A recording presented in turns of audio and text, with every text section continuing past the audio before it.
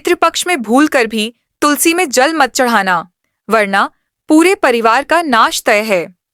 दर्शक बंधु, पितृपक्ष के दिनों में जब भी धर्म, श्राद्ध और तर्पण की बातें आती हैं, तो एक सवाल अक्सर लोगों के मन में उठता है, इस पवित्र समय में तुलसी पर जल क्यों नहीं चढ़ाना चाहिए, और खासकर यह बात महिलाओं को अवश्य क्यों सुननी चाहिए। तो चलिए वीडियो की शुरुआत करते हैं और बताते हैं आप लोगों को तुलसी के पौधे पर पितृपक्ष में जल क्यों नहीं चढ़ाना चाहिए। दर्शक बंधु, सोच कर देखिए, तुलसी केवल एक पौधा नहीं है, यह हमारे सनातन धर्म में माता तुलसी के रूप में पूजनीय है, जिनके बिना भगवान विष्णु की आराधना अधूरी मानी जाती है। हर रोज हम तुलसी को जल अर्पित करते हैं, उसकी परिक्रमा करते हैं और अपने घर आंगन को पवित्र करते हैं। परंतु जब पितृपक्ष का समय आता है, तब यही नियम बदल जाते हैं। क्यों? क्या कारण है कि जो तुलसी हमें हर दिन पुण्य देती है, वही तुलसी पितृपक्ष में जल अर्पण करने से अपवित्र मानी जाती है? महिलाएं जिन्हें तुलसी की सेवा का सबसे बड़ा अधिकार मिला है, उन्हें यह नियम और भी गहराई से समझना चाहिए, क्योंकि पितृपक्ष में किए गए कर्म केवल हमें ही नहीं, हमारे पूरे वंश, हमारी आने वाली पीढ़ियों को प्रभावित करते हैं। ऐसे में अगर अनजाने में भी हमसे कोई भूल हो जाए, तो उसके परिणाम केवल हमारे जीवन तक सीमित नहीं रहते। कल्पना कीजिए, यह समय केवल हमारे पूर्वजों को जल देने का ही नहीं, बल्कि उनके साथ एक अदृश्य संवाद करने का समय है। और ऐसे पावन अवसर पर यदि तुलसी के साथ कोई ऐसा कर्म हो जाए जो शास्त्र विरोधी है, तो वह संवाद बाधित हो जाता है। यही कारण है कि आर्षि मुनियों ने स्पष्ट कहा है कि पितृपक्ष में तुलसी पर जल नहीं चढ़ाना चाहिए। अब यह प्रश्न और गहराता है, आखिर तुलसी माता को जल अर्पित करना क्यों वर्जित है? क्या इसके पीछे कोई श्राप जुड़ा है या फिर कोई गहरी आध्यात्मिक व्याख्या है? क्या तुलसी माता इस काल में किसी विशेष अवस्था में रहती है? और जब शास्त्र कहते हैं कि तुलसी का हर पत्ता भगवान को प्रिय है, तब पितृपक्ष में यह नियम क्यों बदल जाता है? दर्शक बंधु, इन प्रश्नों के उत्तर केवल परंपरा या अंधविश्वास में नहीं, बल्कि धर्मशास्त्रों की गहराइयों में छिपे हैं, और इन्हें समझना हम सबका कर्तव्य है, खासकर महिलाओं का, क्योंकि उनके द्वारा किया गया हर छोटा सा कर्म पूरे परिवार पर असर डालता है। तो आइए इस रहस्य से पर्दा उठाते हैं और जानते हैं कि आखिर पितृपक्ष के इन पावन दिनों में तुलसी पर जल अर्पित करना क्यों निषिद्ध है। लेकिन दर्शक बंधु, आगे बढ़ने से पहले आपको एक अत्यंत गंभीर बात बता दूं, जो सीधे सीधे पितृपक्ष से जुड़ी है। हमारे प्राचीन धर्म ग्रंथ गरुड़ पुराण में स्पष्ट कहा गया है कि कोई भी कथा हो, कोई भी तर्पण हो या कोई भी कर्मकांड हो, यदि उसे अधूरा छोड़ दिया जाए तो वह केवल पुण्य से वंचित होना नहीं है, बल्कि पाप की श्रेणी में आता है। क्योंकि जैसे अधूरी कथा मन में संदेह और भ्रम छोड़ देती है, वैसे ही अधूरा श्राद्ध या अधूरी विधि हमारे पितरों की आत्माओं को असंतुष्ट कर देती है। और जब पितर असंतुष्ट होते हैं, तो उनका आशीर्वाद मिलने के स्थान पर हमें उनके रुष्ट होने का भार उठाना पड़ता है। इसीलिए आपसे विनम्र निवेदन है कि आज की इस कथा को अंत तक अवश्य सुने। यह केवल एक कहानी नहीं है, बल्कि पितृपक्ष के पावन अवसर पर आपके जीवन का दर्पण है, जिसमें आप अपने कर्मों का प्रतिबिंब देख पाएंगे। संभव है कि इस कथा का कोई एक शब्द, कोई एक प्रसंग आपको पितृदोष से बचा ले, आपके जीवन की दिशा बदल दे और आपके कुल को भी पितरों का आशीर्वाद दिला दे।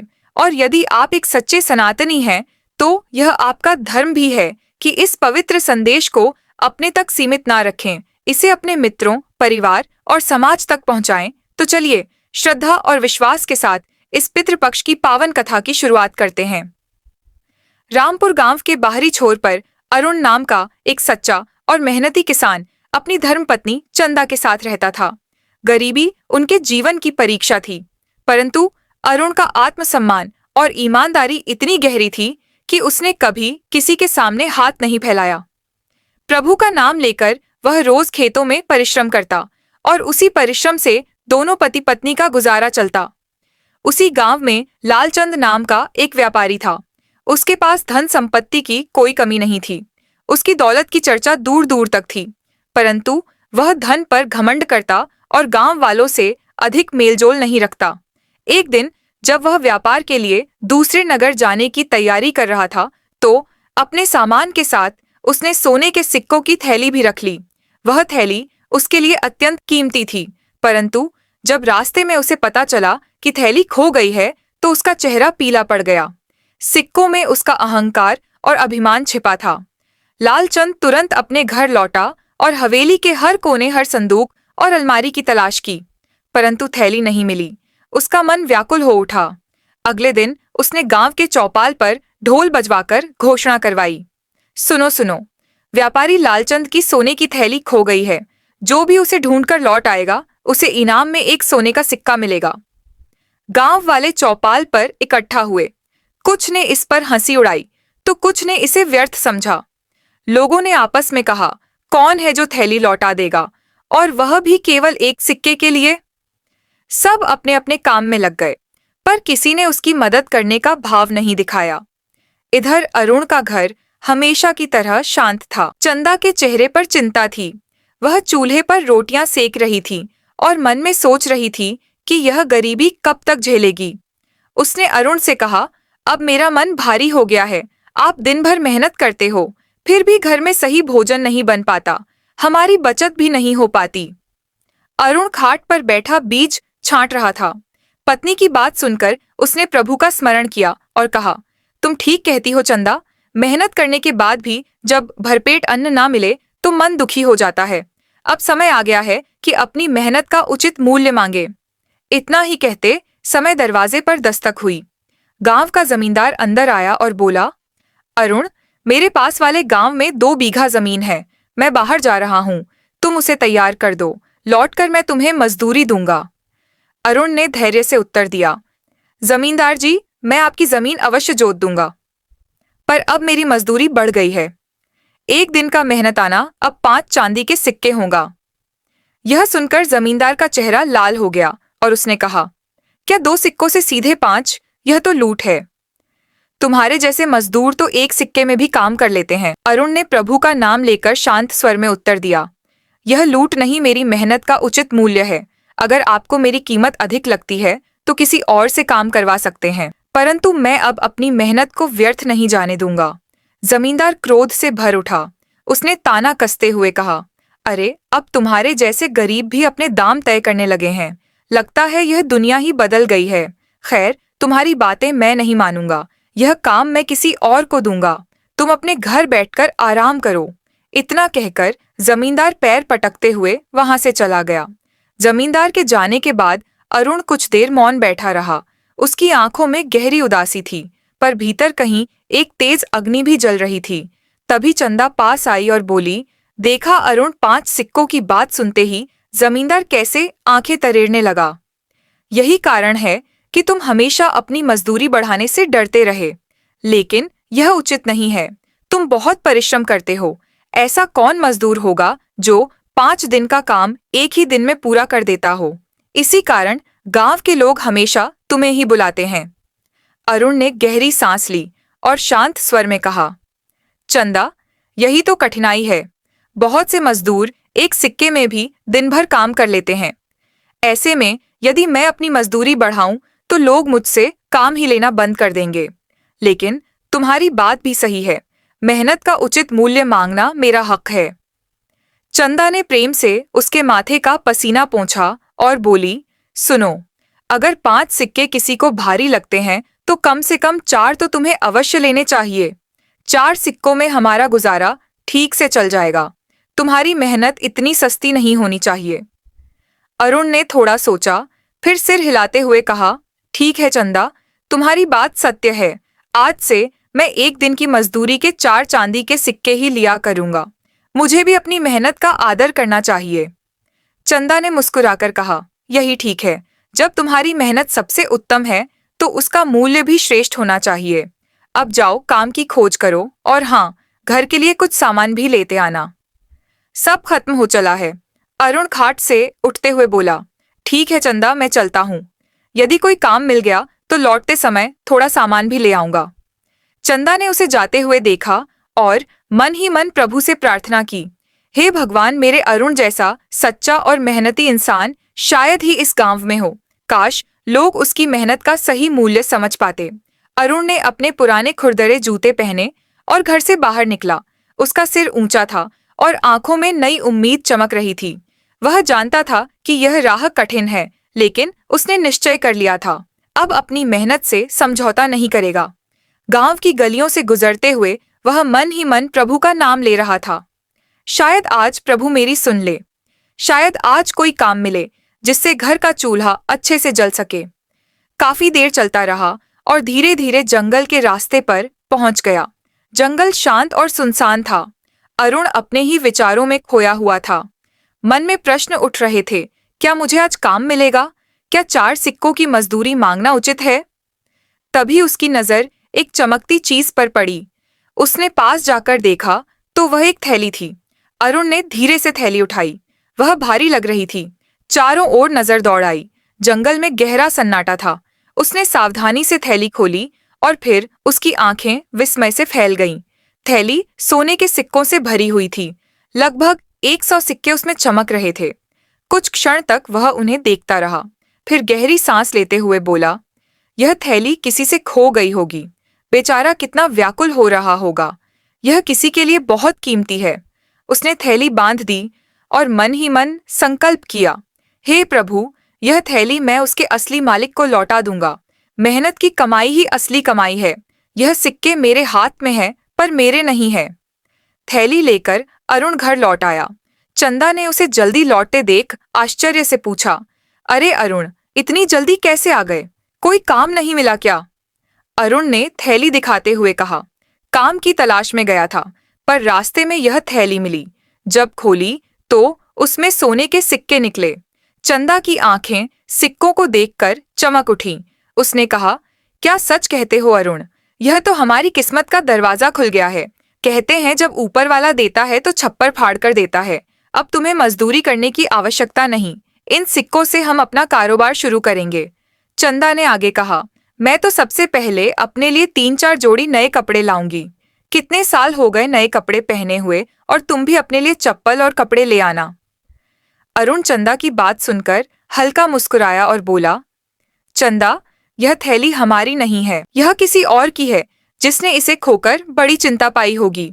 हम इन सिक्कों को अपने पास नहीं रख सकते। चंदा हैरानी से बोली, लेकिन अरुण, अगर यह हमारी किस्मत से हमारे हाथ आई है तो इसे रखना गलत कैसे होगा? अरुण ने गंभीर स्वर में कहा, किस्मत तब खुलती है जब हम सही रास्ते पर चलते हैं। किसी और की चीज को अपना बना लेना हमारी मेहनत और ईमानदारी पर कलंक होगा। हम गरीब हैं, पर हमारी आत्मा साफ है। यही हमारी सबसे बड़ी पूंजी है। यही प्रभु का दिया हुआ आशीर्वाद है। अरुण और चंदा के छोटे से घर में गहरी खामोशी छा गई। चंदा, जो अभी थोड़ी देर पहले सिक्कों को देखकर सपने बुन रही थी, अब गहरी सोच में पड़ गई। उसने अरुण की ओर देखा और कहा, घर आए लक्ष्मी को ऐसे लौटा दिया जाता है क्या? यह तो ईश्वर का आशीर्वाद है। उन्होंने हमारी गरीबी देखी, तभी यह सिक्के भेजे हैं। अगर तुम इन्हें लौटा दोगे तो ईश्वर भी नाक हो जाएंगे। अरुण ने लंबी सांस लेते हुए कहा, चंदा, मैं तुम्हारी बात समझता हूँ, लेकिन सोचो, यह सिक्के किसी की मेहनत की कमाई है। उसने इन्हें कितनी कठिनाई से जुटाया होगा। यह हमारी संपत्ति नहीं है। जिसके भी यह सिक्के हैं, वह इस समय बहुत दुखी होगा। मैं यह धन अपने पास रखकर उसे और दुखी नहीं कर सकता। चंदा झुंझुलाकर बोली, तुम हमेशा ऐसी बातें क्यों करते हो?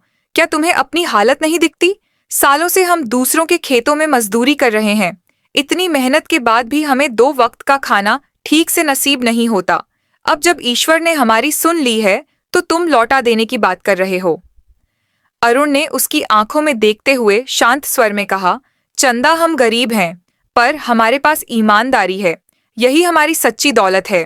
हमारी हालत खराब है, यह मैं जानता हूँ, लेकिन किसी और का धन रखकर उसे और कष्ट देना प्रभु की राह नहीं है। चंदा ने सिक्कों को फिर देखा, फिर गहरी सांस लेते हुए बोली, ठीक है अरुण, पर मेरी एक आखिरी बात सुन लो। अगर 3 दिनों के भीतर यह पता चल जाए कि यह सिक्के किसके हैं तो तुम इन्हें लौटा देना। लेकिन अगर 3 दिनों तक कोई नहीं आया तो मान लेना कि यह ईश्वर ने हमें दिए हैं। तब यह सिक्के हमारे होंगे। अरुण ने कुछ देर सोचा और फिर कहा, ठीक है चंदा, अगर 3 दिन में कोई नहीं आता तो मैं मान लूंगा कि यह सिक्के हमारी किस्मत का हिस्सा है, लेकिन मैं पूरी कोशिश करूंगा कि इनके असली मालिक का पता लगाऊं। चंदा ने थोड़ा संतोष पाकर कहा, देखो अरुण, कभी कभी ईश्वर खुद हमारी मदद के लिए रास्ते बनाते हैं। शायद यह भी उनका ही तरीका हो। अरुण ने थैली अलमारी में रखते हुए कहा, जो भी हो चंदा, 3 दिन इंतजार करते हैं। पर याद रखना, यह धन तभी हमारा होगा जब हमें पूरा विश्वास हो जाए कि इसका कोई मालिक नहीं है। उधर व्यापारी लालचंद की चिंता बढ़ती जा रही थी। सोने की थैली खोने के बाद उसने पूरे गांव में घोषणा करवाई थी कि जो भी थैली लौट आएगा उसे एक सोने का सिक्का इनाम मिलेगा। पर 2 दिन गुजर गए, कोई भी सिक्कों की थैली लेकर उसके पास ना आया।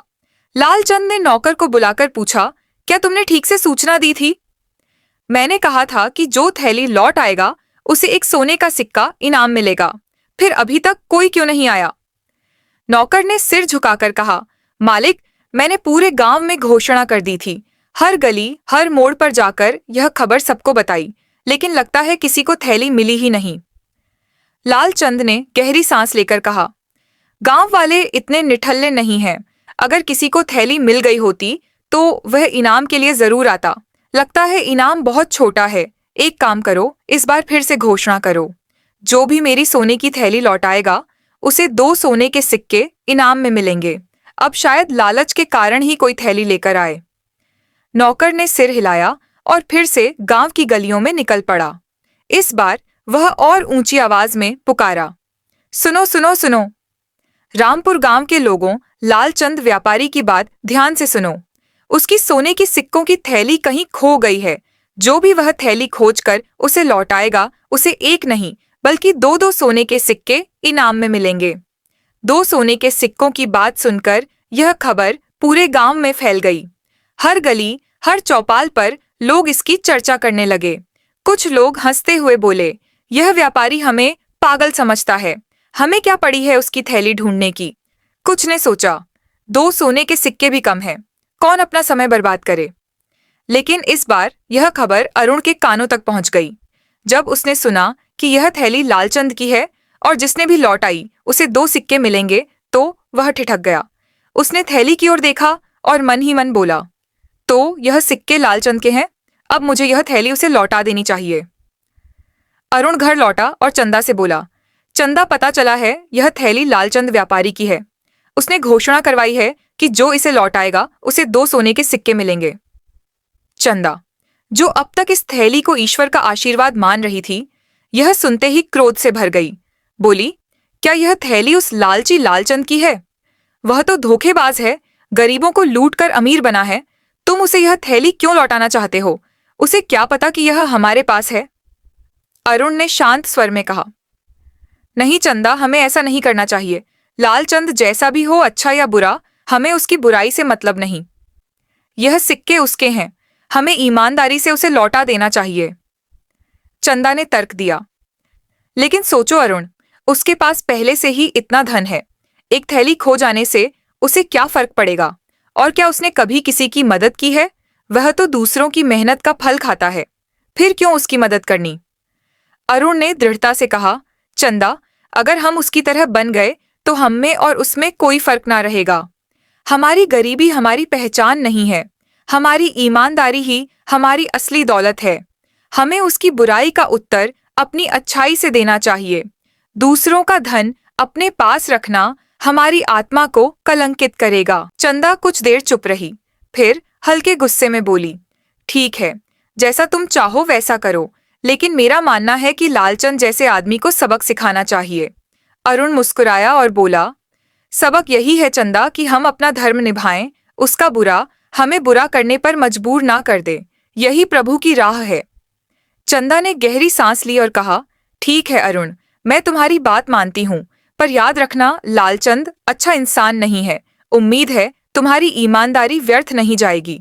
अरुण ने थैली उठाई और अपनी ईमानदारी तथा प्रभु पर भरोसा रखकर लालचंद के घर की ओर चल पड़ा। रास्ते भर उसके मन में विचार उमड़ते रहे, क्या लालचंद मेरी ईमानदारी की कद्र करेगा?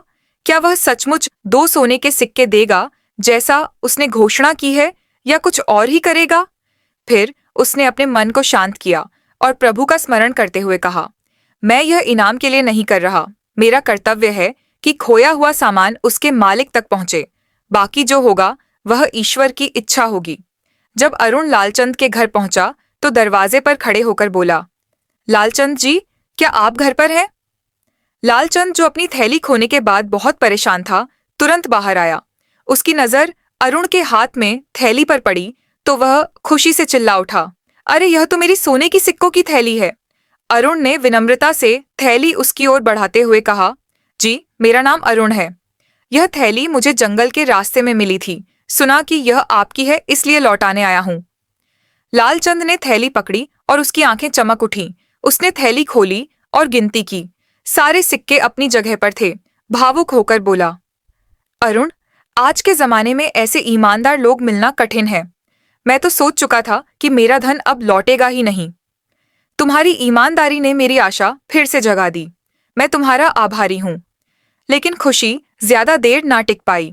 इनाम का वादा याद आते ही उसका दिल धड़क उठा। 2 सोने के सिक्के देना तो मेरे लिए नुकसान जैसा होगा, उसने मन ही मन सोचा। थोड़ी देर सोचने के बाद वह धीरे से थैली में हाथ डालकर 2 सिक्के निकालकर अपनी जेब में रख लिए।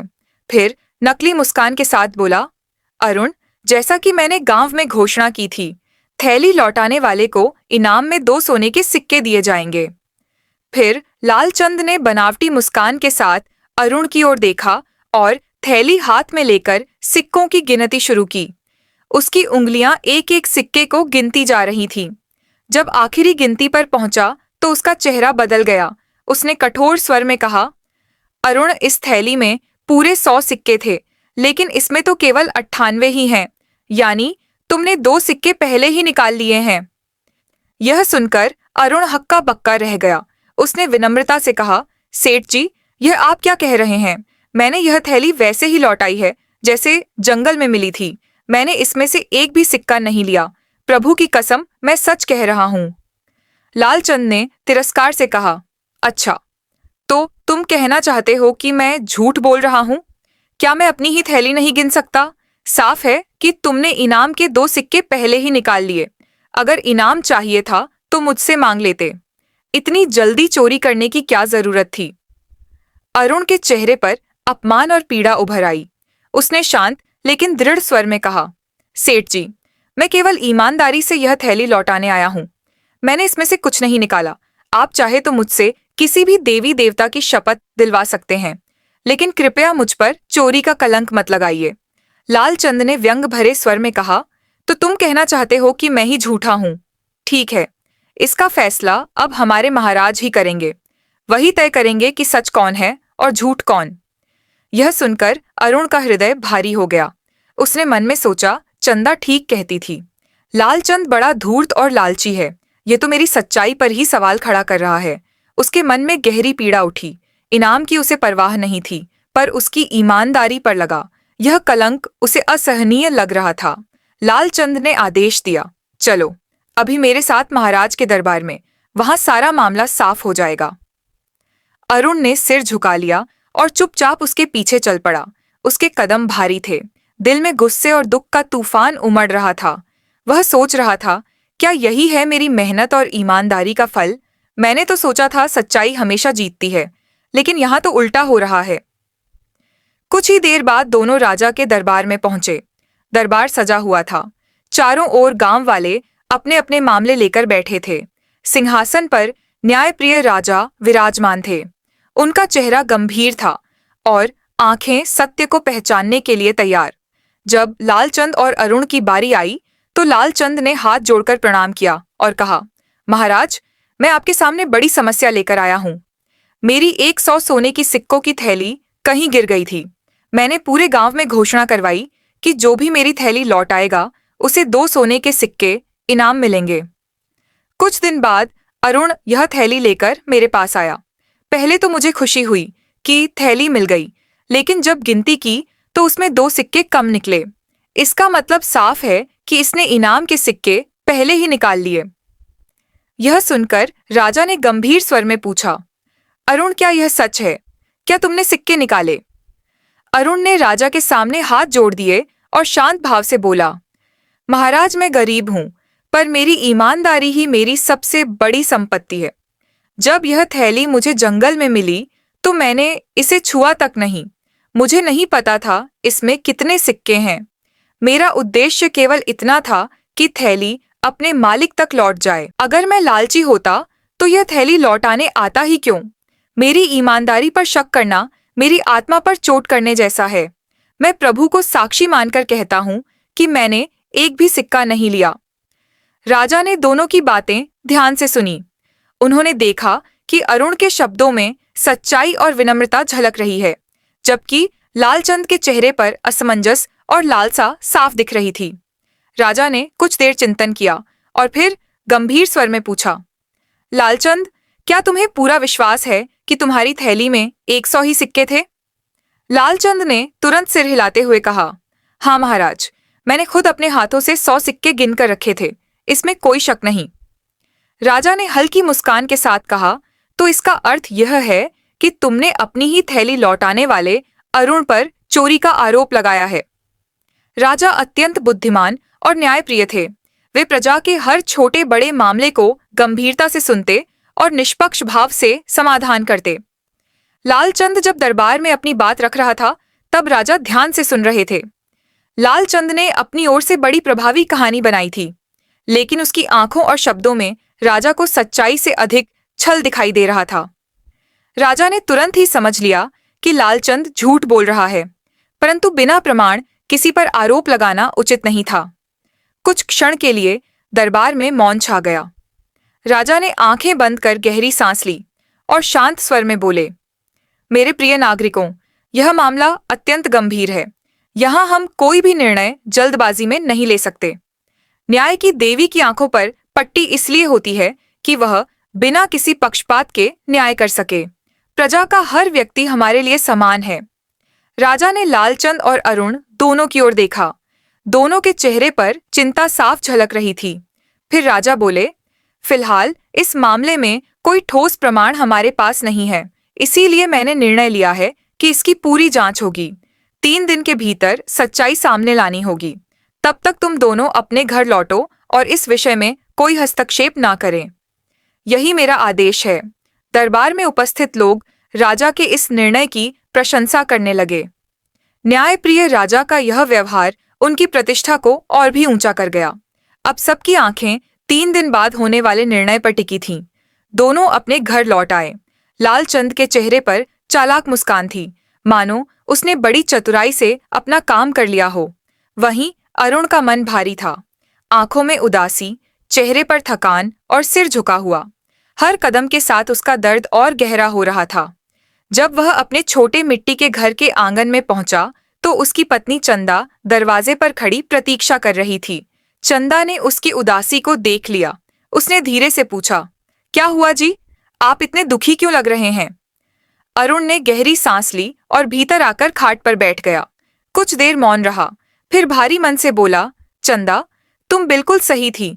वह लालचंद सचमुच धूर्त और लालची है। आज उसने मेरी ईमानदारी का ऐसा बदला दिया जिसकी मैंने कल्पना भी नहीं की थी। चंदा ने घबरा कर पूछा, क्या किया उसने? अरुण की आवाज कांप उठी। उसने मुझे इनाम देने की जगह मुझ पर इल्जाम लगाया कि मैंने उसकी थैली से 2 सोने के सिक्के चुरा लिए। फिर वह मुझे राजा के पास ले गया।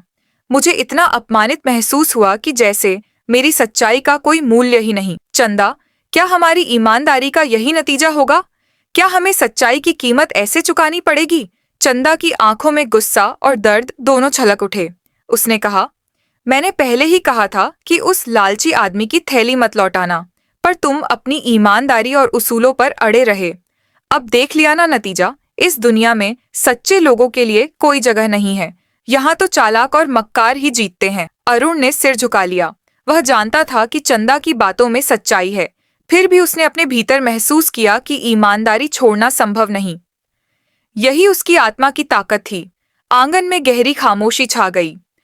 चंदा के शब्दों में नाराजगी थी, लेकिन भीतर पति के लिए चिंता और सहानुभूति भी थी। दोनों के मन में एक ही सवाल था, क्या सच में सच्चाई इस संसार में कमजोर है? इधर लालचंद ने चालाकी से पूरे गांव में अफवाह फैला दी। अरुण ने मेरी थैली से 2 सिक्के निकाल लिए। वह गली गली जाकर यह झूठा किस्सा सुनाने लगा, लेकिन गांव वाले अरुण को दिल से जानते थे।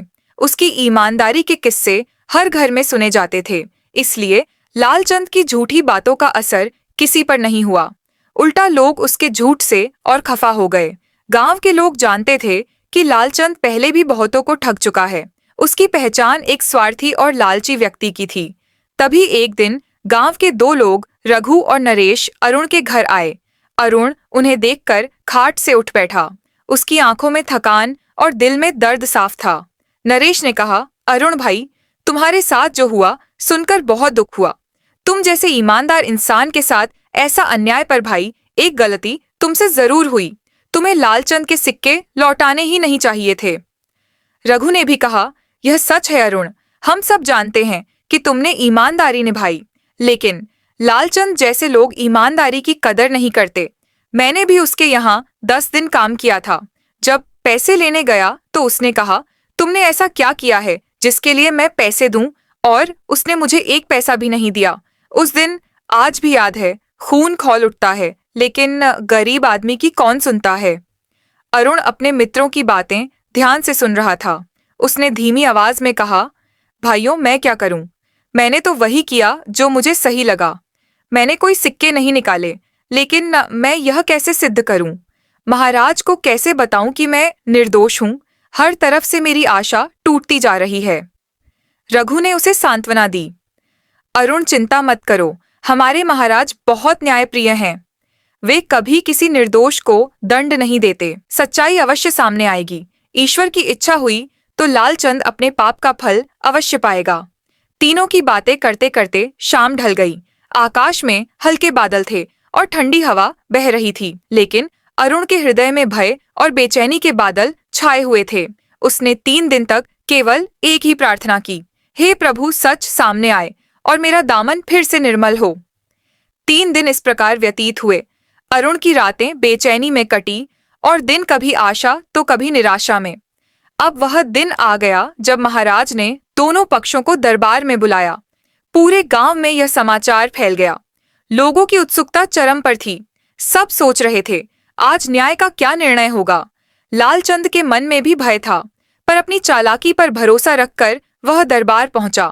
अरुण का हृदय जोर जोर से धड़क रहा था। वह प्रभु का नाम जपते हुए वहां आया। दरबार भव्य रूप से सजा हुआ था। महाराज अपने आसन पर बैठे थे। उनकी आंखों में वही गंभीरता और दृढ़ता थी जिसके लिए वे प्रसिद्ध थे। दरबार में गहरा मौन छाया हुआ था। राजा ने गंभीर स्वर में कहा, लालचंद और अरुण, आज मैं इस विवाद का निपटारा करूंगा। उन्होंने लालचंद की ओर देखा और बोले, लालचंद, तुमने कहा था कि तुम्हारी थैली में 100 सोने के सिक्के थे, लेकिन जब अरुण को थैली मिली उसमें केवल 98 सिक्के थे। अब तुम ही बताओ, 100 सिक्कों की थैली 98 की कैसे हो गई? यह सुनते ही लालचंद का चेहरा पीला पड़ गया। उसकी चालाकी और झूठ उजागर हो चुका था। उसने बोलने की कोशिश की, पर शब्द उसके गले में अटक गए। राजा ने कठोर स्वर में कहा, लालचंद, तुम अपने घर लौट जाओ और अपनी एक 100 सिक्कों वाली थैली का इंतजार करो। यदि वह नहीं मिलती तो उसकी खोज करवाओ, लेकिन यह 98 सिक्कों वाली थैली तुम्हारी नहीं हो सकती। फिर राजा ने अरुण की ओर देखा। उनकी आंखों में करुणा और विश्वास झलक रहा था। राजा बोले, अरुण, यह थैली तुम्हें मिली और तुमने इसे लौटाने का प्रयास किया। यह तुम्हारी सच्चाई और ईमानदारी का प्रमाण है, इसलिए यह थैली तुम्हारे पास रहेगी। यदि 1 महीने के भीतर इसका असली मालिक न आया तो यह पूरी तरह तुम्हारी होगी। तुम चाहो तो इससे अपना कारोबार शुरू करो या अपनी आवश्यकता पूरी करो। राजा का निर्णय सुनते ही दरबार में तालियों और सराहना की गूंज उठी। लोग राजा की न्यायप्रियता और अरुण की ईमानदारी की प्रशंसा करने लगे। लालचंद का चेहरा गुस्से और लज्जा से लाल हो गया। वह मन ही मन राजा को कोसने लगा, इसने मेरी सारी चालाकी को मिट्टी में मिला दिया। परंतु वह विरोध करने का साहस नहीं कर पाया, क्योंकि उसे भय था कि सच और खुल जाएगा और दंड मिल जाएगा। लालचंद गुस्से में बड़बड़ाते हुए दरबार से निकल गया। अरुण ने हाथ जोड़कर राजा को धन्यवाद दिया। उसकी आंखों में आंसू थे, पर वे आंसू राहत और कृतज्ञता के थे। उसके मन ने महसूस किया, सच्चाई और ईमानदारी का मार्ग कठिन जरूर है, पर अंत में जीत उसी की होती है। कार्यवाही समाप्त होने के बाद राजा ने अरुण को पास बुलाया। अरुण ने सिर झुकाकर प्रणाम किया। राजा ने उसे बैठने का संकेत दिया और गंभीर स्वर में बोले, अरुण, मुझे पहली ही नजर में समझ आ गया था कि लालचंद झूठ बोल रहा है। उसकी बातें उसके चेहरे से मेल नहीं खा रही थी, परंतु किसी स्वार्थी को उसके ही जाल में फंसाना आवश्यक था। यही कारण है कि मैंने यह उपाय किया। याद रखना, अरुण, ईमानदारी से बड़ा कोई धन नहीं होता। एक ईमानदार मनुष्य वास्तव में सबसे धनी होता है, चाहे वह गरीब ही क्यों ना दिखाई दे। राजा की बातें सुनकर अरुण की आंखों में कृतज्ञता के आंसू आ गए। उसने हाथ जोड़कर कहा, महाराज, मैं आपके चरणों में धन्यवाद अर्पित करता हूँ। आपने आज एक गरीब मजदूर की इज्जत बचाई है। आपने केवल मुझे ही न्याय नहीं दिया, बल्कि पूरे समाज को यह शिक्षा दी है कि असली महानता और ईमानदारी किसी की दौलत या पद में नहीं, बल्कि उसके कर्मों में होती है। मैं अपने को धन्य मानता हूँ कि मुझे आपके जैसे दयालु और न्यायप्रिय शासक का आश्रय मिला है। प्रभु से प्रार्थना करता हूँ कि वे आपको सदा सुरक्षित और दीर्घायु रखें। राजा मुस्कुराए और बोले, अरुण, तुम्हारी ईमानदारी ही तुम्हें यह सम्मान दिला रही है। यह मेरी ओर से तुम्हारे लिए एक छोटा सा पुरस्कार है। इसे अपनी मेहनत और अपने सिद्धांतों के साथ आगे बढ़ाने में उपयोग करना। फिर राजा ने खजांची को आदेश दिया, अरुण को धन और उपहार देकर सम्मानित किया जाए। खजांची ने एक थैली सोने के सिक्कों की ओर सुंदर वस्त्र लाकर अरुण के सामने रख दिए। यह देखकर अरुण की आंखें चमक उठीं, लेकिन उसके लिए यह सोने के सिक्के या वस्त्र नहीं, बल्कि अपनी ईमानदारी की जीत का प्रमाण था। राजा ने अरुण को विदा करते हुए कहा, हमेशा याद रखना, एक सच्चे और ईमानदार इंसान की शक्ति उसके उसूलों में होती है। चाहे दुनिया कितनी ही कठिन क्यों ना हो, ईमानदारी का मार्ग कभी मत छोड़ना। अरुण ने राजा के चरण स्पर्श किए और कहा, महाराज, आपकी यह कृपा मैं जीवन भर नहीं भूलूंगा। आप जैसे न्यायप्रिय शासक का होना हमारे जैसे गरीबों के लिए आशा का दीपक है। राजा ने उसे आशीर्वाद दिया और विदा किया। अरुण के चेहरे पर अब एक नई चमक थी, मानो उसकी आत्मा को नई ऊर्जा मिल गई हो। वह खुशी खुशी अपने घर लौटने लगा, जहां चंदा उसका इंतजार कर रही थी। उस दिन राजा की महानता की चर्चा पूरे गांव और आसपास के प्रदेश में फैल गई। हर कोई गर्व से कह रहा था, हमारे पास एक ऐसा शासक है जो दयालु भी है और न्याय का सच्चा रक्षक भी। जब अरुण सोने की थैली और उपहार लेकर घर पहुंचा, तो चंदा दरवाजे पर खड़ी थी। अरुण को देखकर उसकी आंखें चमक उठीं। उसने अविश्वास से कहा, वाह, मुझे तो यकीन ही नहीं हो रहा कि महाराज ने हमें इतना धन और उपहार दिया है। यह सब तुम्हारी ईमानदारी और उनकी न्यायप्रियता का परिणाम है। अरुण मुस्कुराया, लेकिन उसकी मुस्कान में हल्की बेचैनी थी। वह चुपचाप चारपाई पर बैठ गया। चंदा ने पूछा, क्या हुआ? अब तो सब ठीक हो गया है, फिर भी तुम इतने उदास क्यों हो? अरुण ने गहरी सांस ली और कहा, चंदा, यह सच है कि यह धन हमें महाराज की स्वीकृति से मिला है, लेकिन यह भी सच है कि यह सिक्के लालचंद के हैं। उसने अपनी मक्कारी और झूठ की वजह से यह सब गंवाया। लेकिन क्या यह सही होगा कि हम किसी और का धन अपने पास रखें? चंदा कुछ देर सोचती रही, फिर गंभीर स्वर में बोली, तुम ठीक कह रहे हो अरुण, किसी का हक छीनना हमारी आदत नहीं। अगर तुम इसे लौटा दो तो यह तुम्हारा बड़ा हृदय दिखाएगा, पर यह निर्णय तुम्हें सोच समझकर करना होगा। अरुण ने दृढ़ स्वर में कहा, मुझे अपने दिल की आवाज सुननी होगी। ईमानदारी का अर्थ केवल सच बोलना नहीं, बल्कि सही काम करना भी है। लालचंद ने अपने लालच की सजा भोगी, लेकिन मैं उसकी थैली उसे लौटाने जा रहा हूं। चंदा ने उसकी बात सुनकर मुस्कुराते हुए कहा, जाओ अरुण, मैं तुम्हारे इस फैसले में तुम्हारे साथ हूं। यही तुम्हारी ईमानदारी और हमारे उसूलों की असली जीत होगी। अरुण ने थैली संभाली और लालचंद के घर की ओर चल पड़ा।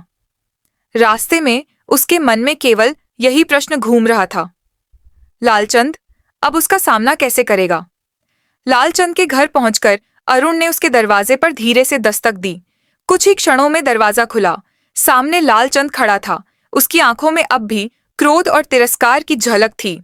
उसने अरुण को देखते ही कठोर स्वर में कहा, अब यहाँ क्या लेने आए हो? सोने के सिक्के तो ले ही गए, अब क्या मेरी जमीन जायदाद लेने का भी इरादा है? अरुण ने बहुत शांत और गंभीर स्वर में उत्तर दिया। सेठ जी, मैं यहाँ कुछ लेने नहीं आया हूँ, बल्कि लौटाने आया हूँ। यह सोने के सिक्कों की थैली आपकी है। मैं नहीं चाहता कि मेरी वजह से किसी के साथ अन्याय हो। यह आपका धन है, आप ही रखें। अरुण की यह बात सुनकर लालचंद स्तब्ध रह गया। कुछ क्षणों तक उसके होठों से कोई शब्द नहीं निकला। उसकी आंखें थैली पर टिक गईं, परंतु उसके मन के भीतर एक अद्भुत हलचल उठ रही थी। धीरे धीरे उसके चेहरे का क्रोध लज्जा में बदलने लगा। लालचंद ने भारी स्वर में कहा, अरुण, तुमने आज मेरी आंखें खोल दी। मैं कितना स्वार्थी और लालची था। तुम्हारे जैसे ईमानदार और सज्जन व्यक्ति को मैंने 2 सिक्कों के कारण अपमानित करने की सोची, लेकिन आज मैं समझ गया हूं कि असली धन सोने चांदी में नहीं, बल्कि सच्चाई और ईमानदारी में है। तुम्हारी सच्चाई ने मुझे बदल दिया है। असली सुख मेहनत और सत्य में है, ना कि धोखा और लालच में। यह कहते हुए लालचंद की आंखों से पश्चाताप के आंसू बहने लगे। उसने सिर झुकाकर कहा, अरुण भाई, हो सके तो मुझे क्षमा कर दो, हालांकि मैं जानता हूं कि मैं क्षमा के योग्य भी नहीं हूं। अरुण ने हल्की मुस्कान के साथ कहा, सेठ जी, ऐसा मत कहिए। इंसान से गलती होना स्वाभाविक है, लेकिन अपनी गलती को स्वीकार करना और उसे सुधारने का संकल्प लेना सबसे बड़ी महानता है। आपने अपनी भूल मान ली, यही सबसे बड़ी बात है। लालचंद ने थैली को हाथ में लिया, लेकिन अब उसके हृदय में धन के प्रति मोह नहीं रहा। उसने गहरी सांस लेते हुए कहा, अरुण, मैं आज से प्रण करता हूं कि कभी किसी के साथ अन्याय या धोखा नहीं करूंगा। मैं अब एक सच्चा और ईमानदार जीवन जीऊंगा। तुम्हारी सादगी और ईमानदारी ने मुझे बदल दिया है। इसके बाद लालचंद ने अरुण को घर के भीतर बुलाया और कहा, अरुण भाई, यदि तुम्हें आपत्ति ना हो तो मैं चाहता हूं कि तुम मेरे साथ काम करो। मुझे तुम्हारी जैसी ईमानदारी और परिश्रम की आवश्यकता है। मैं वादा करता हूं कि तुम्हारे साथ सदा न्याय करूंगा। अरुण ने उसकी आंखों में झांक कर देखा। वहां पहली बार सच्चाई और नम्रता का भाव था। अरुण ने सिर हिलाते हुए कहा, सेठ जी, मुझे प्रसन्नता होगी आपके साथ काम करने में। मैं पूरी मेहनत और ईमानदारी से काम करूंगा। इस तरह लालचंद का जीवन पूरी तरह बदल गया। वह अब एक ईमानदार और सच्चा इंसान बन गया। उसने अपने पापों का प्रायश्चित करना शुरू किया और लोगों की सहायता करने लगा। वहीं अरुण को भी एक स्थिर और सुखद जीवन जीने का अवसर मिला। गांव में यह घटना एक आदर्श बन गई। लोग अब अरुण की सच्चाई और लालचंद की बदली हुई जिंदगी की कथा सुनाने लगे। यह कथा न केवल सच्चाई और ईमानदारी का संदेश देती थी, बल्कि यह भी सिखाती थी कि एक इंसान की अच्छाई कैसे दूसरे इंसान का हृदय बदल सकता है। प्रिय दर्शक बंधु, इस संपूर्ण कथा के माध्यम से हम पितृपक्ष की उन 3 सीख को जानेंगे जो इस कलयुग में कोई साधारण मनुष्य अपने जीवन में अपना ले तो कभी भी दुखी नहीं रहेगा। तो चलिए दर्शक बंधु, आपका कीमती समय नष्ट ना करते हुए जानते हैं उन तीनों सीख को। पहली सीख, ईमानदारी ही पूर्वजों का सबसे बड़ा आशीर्वाद है। दर्शक बंधुओं, जब हम पितृपक्ष का स्मरण करते हैं तो यह केवल एक परंपरा या कर्मकांड नहीं होता, बल्कि यह हमारे पूर्वजों के जीवन से जुड़ी गहरी शिक्षाओं को याद करने का अवसर होता है। हमारे पितरों ने अपना जीवन सच्चाई, धर्म और ईमानदारी पर आधारित किया था। उन्होंने हमें यही मार्ग दिखाया था कि धन और वैभव जीवन का आधार नहीं है, बल्कि सच्चे कर्म और ईमानदारी ही सबसे बड़ी पूंजी है। कथा में आपने देखा कि जब अरुण को सोने की थैली मिली तो उसके पास 2 रास्ते थे। एक था लालच का रास्ता, जहां वह धन को अपना मानकर अपने दुखों को दूर कर सकता था। दूसरा रास्ता था ईमानदारी का, जहां वह अपनी आत्मा को स्वच्छ रखकर सही मालिक को वह थैली लौटा सकता था। अरुण ने दूसरे मार्ग को चुना। वह जानता था कि पितरों का आशीर्वाद उन्हीं पर होता है जो धर्म और सत्य पर डटे रहते हैं। अरुण ने गरीबी और भूख के बावजूद कभी अपनी ईमानदारी से समझौता नहीं किया। उसने यह सिद्ध कर दिया कि ईमानदारी केवल शब्द नहीं, बल्कि आत्मा की शांति है। यही वह गुण है जिसे हमारे पूर्वज सबसे बड़ा आशीर्वाद मानते थे। जब हम पितृपक्ष में अपने पितरों को जल अर्पित करते हैं, तो दरअसल हम उनसे यही आशीष मांगते हैं कि हमें भी वैसा ही सच्चा और ईमानदार जीवन जीने का सामर्थ्य मिले। सोचकर देखिए, अगर अरुण थैली अपने पास रख लेता तो शायद वह धन से अमीर बन जाता, लेकिन उसकी आत्मा दरिद्र हो जाती। उसकी आंखें कभी शांति से नहीं सो पाती। पर जब उसने ईमानदारी चुनी तो न केवल राजा ने उसकी इज्जत बचाई, बल्कि पूरा गांव उसकी सच्चाई का गवाह बना। यही तो पूर्वजों की शिक्षा है कि असली अमीरी सोने चांदी में नहीं, बल्कि साफ हृदय और सच्चे कर्म में होती है। पितृपक्ष का महत्व भी इसी में है। जब हम अपने पितरों को श्रद्धा से स्मरण करते हैं तो हमें याद आता है कि ईमानदार जीवन ही सबसे बड़ी पूजा है, चाहे परिस्थितियां कितनी भी कठिन क्यों ना हों। अगर हम अपने पितरों की तरह सत्य और ईमानदारी से जीते हैं तो ईश्वर भी हमारी रक्षा करते हैं और पितर भी तृप्त होते हैं। अरुण की यह कथा हमें यही सिखाती है कि ईमानदारी छोड़कर किया गया कोई भी कर्म पितरों को प्रसन्न नहीं करता। लेकिन जब हम सत्य और धर्म को अपनाते हैं तो हमारे पूर्वज भी गर्व से कहते हैं, देखो हमारी संतान हमारे मार्ग पर चल रही है। यही सच्चा श्राद्ध है, यही सच्चा तर्पण है। इसलिए पितृपक्ष में केवल जल ही न अर्पित करें, बल्कि अपने जीवन को भी ईमानदारी के जल से सींचें। यही वह आशीर्वाद है जो पीढ़ियों से हमारे पूर्वज हमें देते आए हैं कि ईमानदारी ही सबसे बड़ा धन है और यही उनके आशीर्वाद का सच्चा प्रतीक है। दूसरी सीख, अन्याय सहना नहीं, धर्म निभाना है।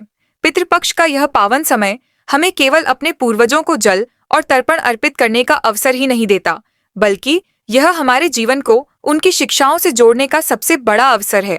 यह वह समय है जब हमें सोचना होता है कि हमारे पूर्वज किन मूल्यों को सबसे अधिक महत्व देते थे और हमें किस राह पर चलना चाहिए। इस कथा से हमें दूसरी गहरी शिक्षा मिलती है कि अन्याय को सहना नहीं चाहिए, बल्कि धर्म और सत्य के मार्ग पर अडिग रहना चाहिए। अरुण का जीवन कठिनाइयों से भरा था। दिन रात की मेहनत, गरीबी और भूख ने उसे तोड़ने की कोशिश की। फिर भी उसने हमेशा ईमानदारी को थामा। परंतु जब लालचंद ने उस पर यह झूठा आरोप लगाया कि उसने थैली से 2 सिक्के निकाल लिए, तब यह केवल एक साधारण आरोप नहीं था। यह उसकी आत्मा पर आघात था। यह उसकी सच्चाई और ईमानदारी पर प्रश्न चिन्ह था। उस क्षण अरुण के लिए यह सबसे बड़ी परीक्षा थी। क्या वह चुप रहकर अपमान सह लेगा या फिर सच्चाई के लिए खड़ा होगा? अरुण ने हार नहीं मानी। उसका दिल अवश्य दुखा, आंखें नम हुईं, लेकिन उसकी आत्मा ने उससे कहा, धर्म का मार्ग कठिन होता है, पर यही असली मार्ग है। यही कारण है कि वह राजा के दरबार तक गया और सत्य का सहारा लिया। पितृपक्ष हमें यही सिखाता है कि जब जीवन में अधर्म सामने आए तो हमें सिर झुकाकर चुप नहीं बैठना चाहिए। पितरों की आत्मा तब प्रसन्न होती है जब उनकी संतान सत्य का साथ देती है। अधर्म को सहना भी अधर्म का हिस्सा बन जाता है, लेकिन जब हम उसका सामना करते हैं तो हम न केवल स्वयं के लिए बल्कि अपने पूरे वंश के लिए पुण्य अर्जित करते हैं। राजा ने जब दोनों की बातें सुनी तो उन्हें अरुण के शब्दों में सत्य और उसके चेहरे पर सच्चाई दिखाई दी। लालचंद की आंखों में छल और लालच साफ नजर आया। राजा ने न्याय करते हुए अरुण की ईमानदारी को स्वीकारा और लालचंद की चालाकी को बेनकाब किया। यही इस कथा का सबसे बड़ा संदेश है कि अंत में सत्य की ही जीत होती है। सोचकर देखिए, अगर अरुण उस समय डर जाता या झूठा आरोप सहकर पीछे हट जाता तो उसकी ईमानदारी पर हमेशा एक दाग लगा रहता, लेकिन उसने साहस दिखाया। यही हमें भी करना चाहिए। जब भी हमारे जीवन में अन्याय सामने आए, चाहे वह कितना भी बड़ा क्यों ना हो, हमें धर्म के मार्ग से नहीं हटना चाहिए। पितृपक्ष में जब हम अपने पितरों को जल चढ़ाते हैं तो उस जल की हर बूंद हमें यही याद दिलाती है, अन्याय को मत सहो, सत्य के साथ खड़े हो जाओ। हमारे पूर्वजों का जीवन भी इसी शिक्षा से भरा हुआ था। उन्होंने विपरीत परिस्थितियों में भी सत्य को नहीं छोड़ा। उनकी यही परंपरा हमें आज भी प्रेरित करती है। यह सीख हमारे लिए बहुत गहरी है, क्योंकि जब हम धर्म और सत्य का साथ देते हैं तो पितरों का आशीर्वाद हमारे ऊपर उतरता है। हमारे घर परिवार में सुख शांति आती है और जीवन का अंधकार मिट जाता है। अगर हम अधर्म के सामने चुप हो जाए तो पितरों की आत्मा दुखी होती है, लेकिन अगर हम सत्य के लिए खड़े हो तो वही आत्माएं हमारे रक्षक बन जाती हैं। इसलिए पितृपक्ष का वास्तविक महत्व यह है कि हम केवल जल और अन्न का तर्पण ना करें, बल्कि अपने जीवन में यह संकल्प लें कि हम अन्याय को कभी स्वीकार नहीं करेंगे। हम धर्म का मार्ग अपनाएंगे, चाहे वह मार्ग कितना भी कठिन क्यों ना हो। अरुण की तरह हम भी सत्य को पकड़कर रखें और विश्वास करें कि ईश्वर और पितर मिलकर हमें अंततः सम्मान और विजय देंगे। तीसरी सीख, दूसरों का हक लौटाना ही सच्चा तर्पण है पितृपक्ष का। यह पावन समय केवल जल अर्पण और पिंडदान का अवसर नहीं है, बल्कि यह हमें यह भी याद दिलाता है कि हमारे पितरों की आत्मा तभी तृप्त होती है जब हम धरती पर उनके दिए हुए धर्म को निभाते हैं। और धर्म का सबसे पहला नियम यही है कि किसी और का हक अपने पास ना रखें। कथा में आपने देखा कि जब अरुण को जंगल में सोने की थैली मिली तो उसके सामने कई विचार उमड़े। घर में गरीबी थी, भूख थी, चंदा की आंखों में वर्षों का दर्द था। सिक्कों को देखकर उसके मन में यह सवाल उठा कि क्यों ना इनसे घर का हाल बदल दिया जाए। लेकिन उसके भीतर बैठी ईमानदारी और उसके पितरों की दी हुई शिक्षा ने उसे यह सोचने पर मजबूर कर दिया कि यह धन मेरा नहीं है, यह किसी और का है और किसी का हक अपने पास रखना अधर्म है। यही पितृपक्ष की तीसरी सबसे बड़ी सीख है कि दूसरों का हक लौटाना ही सबसे बड़ा तर्पण है, क्योंकि हमारे पितर हमें यह सिखाकर गए हैं कि जल और अन्न चढ़ाना केवल प्रतीक है। असली श्राद्ध तब है जब हम जीवन में न्याय और धर्म का पालन करें। अरुण ने जब थैली को उसके मालिक को लौटाने का निश्चय किया तो यह केवल एक थैली लौटाना नहीं था, यह उस वचन को निभाना था जो उसके पूर्वजों ने उसकी आत्मा में रोपा था। यह वह संस्कार था जो पीढ़ी दर पीढ़ी चलते हुए उसकी आत्मा में अंकित था। सोचिए, अगर अरुण उस थैली को अपने पास रख लेता तो क्या उसकी आत्मा कभी शांति पाती? दिन के इस काल में अगर हम अपने पितरों को पूरी श्रद्धा से जल अर्पित करें, अन्नदान करें और उनका श्राद्ध करें तो वे प्रसन्न होकर हमें आशीर्वाद देते हैं। लेकिन यदि हम भूल से भी तुलसी पर जल चढ़ा दें तो यह मान लिया जाता है कि पितरों को उनका हिस्सा नहीं मिला, और यही अशांति हमारे जीवन में रुकावटें, पितृदोष और कठिनाइयां ला सकती है। इसलिए दर्शक बंधु, तुलसी माता को प्रणाम कीजिए, लेकिन पितृपक्ष में तुलसी पर जल चढ़ाने की भूल कभी ना कीजिए, क्योंकि यह समय भगवान के पूजन का नहीं बल्कि पितरों की आत्मा को तृप्त करने का है। पितृपक्ष के यह दिन हमें यह याद दिलाते हैं कि हम चाहे कितने भी आगे क्यों ना बढ़ जाए, हमारी जड़ें हमारे पूर्वजों में ही है, और जब तक उनकी आत्मा तृप्त नहीं होगी तब तक हमारे जीवन में सुख शांति पूरी तरह नहीं आ सकती। अगर आपको यह जानकारी उपयोगी लगी हो तो वीडियो को लाइक करके चैनल को सब्सक्राइब करना ना भूले। मिलते हैं एक नए वीडियो के साथ, तब तक के लिए राधे राधे।